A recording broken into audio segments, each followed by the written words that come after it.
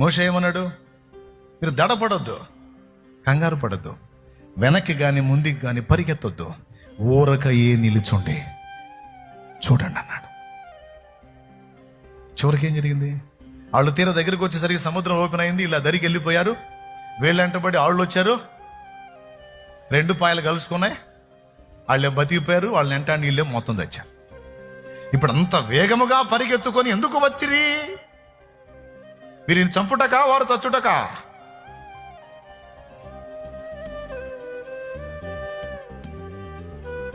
ఈరోజు నిన్ను నీ మీదికి ఎగబడి వస్తున్న వారు, అవి శోధనలు కానీ, సమస్యలు కానీ, వ్యక్తులు కానీ, పరిస్థితులు కానీ నీ మీద ఎగబడి వచ్చాయన్నీ నిన్ను నాశనం చేయడానికి కాదు, అవి పోవటానికి వస్తున్నాయి. కొడు విశ్వాసంతో కొడు, అవే పాడైపోడు, అవే నాశనమగుటకు నీ మీదకి వస్తున్నాయి. అంతేగాని